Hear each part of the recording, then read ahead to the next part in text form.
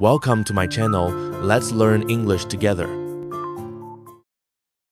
Have you ever felt like you were running fast but in the wrong direction? In today's story, you'll follow the life of a man who had everything. A prestigious job, a big paycheck, and a life most people would envy. But deep inside, he felt empty. One sudden moment changed everything. He gave it all up, not for fame or fortune, but to find meaning. Through this emotional journey, you'll learn not just English vocabulary about work, travel, and self-discovery, but something deeper, what it really means to live. So sit back, listen closely, and let this story inspire your English and your life. At 7:45 a.m., like every weekday, Daniel Morgan stepped into the glass tower on Wall Street. He wore a navy suit that cost more than some people's monthly rent. His shoes were always polished, his tie perfectly knotted. To the world, he was successful vice president of a major investment firm at only 32. He had worked hard for this. Late nights, skipped birthdays, vacations canceled, but he didn't mind. Or at least, he told himself he didn't. He took the elevator to the 42nd floor. His assistant greeted him with coffee, 2 sugars, no cream. He sat at his sleek desk, opened his laptop, and began the day just like the day before. And the day before that. But on this particular Tuesday, something strange happened. He opened an email. It was from an old college friend. The subject line read, "Do you ever wonder what your 19-year-old self would think of your life?" Daniel froze. It wasn't just a question. It was a punch to the gut. He hadn't thought about that version of himself in years. The boy who wanted to see the world, write a novel, maybe teach. The boy who once said, "I'll never be the kind of man who works in a suit just for money." That boy would have hated this office. That night, Daniel didn't go to his usual fancy rooftop bar. He walked. No destination, just walked. Past the lights of Manhattan, past the noise and luxury, past the life he had built. He ended up in a small park. He sat on a bench. For the first time in years, he cried. Daniel grew up in a quiet town in Oregon. His father was a high school teacher, his mother a nurse. They were warm, kind, and never rich. He loved reading. He wrote poems in secret. His favorite book was The Alchemist, a story about following one's personal legend. In college, he studied literature, but halfway through, he switched to economics. Why? Because a recruiter once told him, "You're smart. You could make real money in finance." And just like that, the dreamer disappeared. He replaced novels with numbers, poetry with profits, and he got good at it, really good. But at what cost?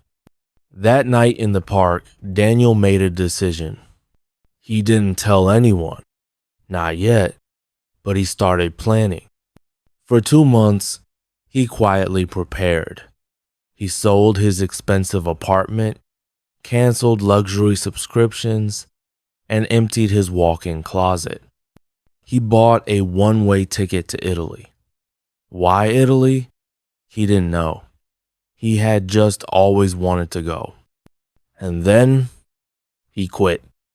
No dramatic exit, no speech. Just a simple letter. "Thank you for the opportunity. It's time for me to find a different path." The HR department was stunned. His boss tried to talk him out of it. "You're making the biggest mistake of your life," they said. Daniel smiled. "Number, I'm finally fixing it." Daniel arrived in Rome with one backpack and no plan. The first few days were disorienting. He had no meetings, no calls, no pressure. He walked the cobbled streets, got lost, ate gelato, and watched the world go by. He started a journal. Not for money, not for anyone else, just for himself. He wrote things like, "I saw an old man feed pigeons today." It felt more meaningful than closing $1 million deal. "I forgot how much I loved mornings. Why did I ever stop writing?" He traveled south to Naples, then to a tiny village on the Amalfi Coast. He met a retired painter named Marco who taught him how to cook pasta with love, not recipes. Daniel stayed in a small guest house, helping with chores in exchange for food. He read books by candlelight and went to bed early. And for the first time in a decade, he felt peace. Back in New York, his old colleagues whispered, "He's having a breakdown," one said. "He'll come back," another predicted. "What a waste of talent," someone else commented. Even his parents were confused. "You had such a good job," his mother said on a call. "I wasn't happy," Daniel replied. "But life isn't about happiness. It's about responsibility," she argued. Daniel paused.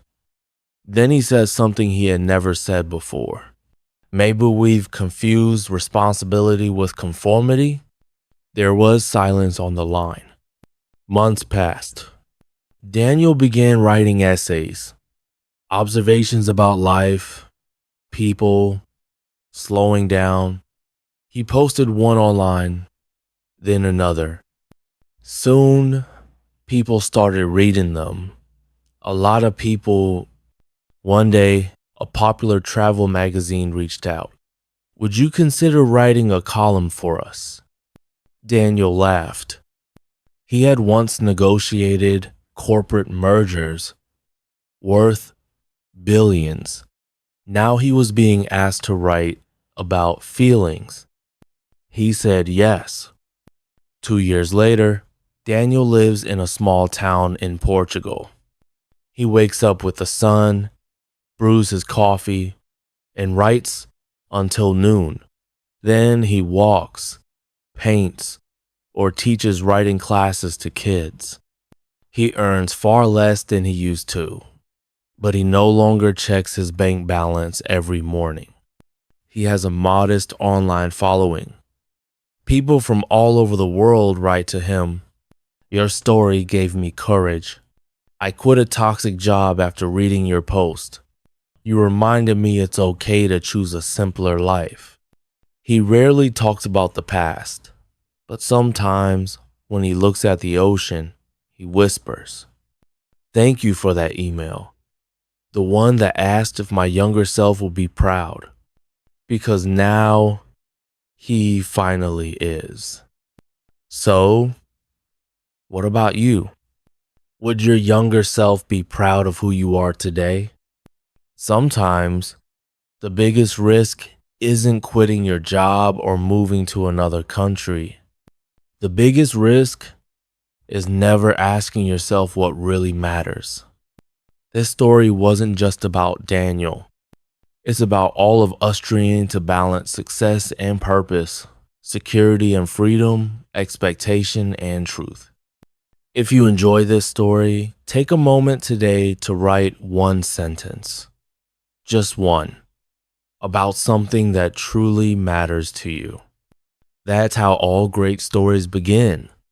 And as always, thank you for listening and thank you for learning.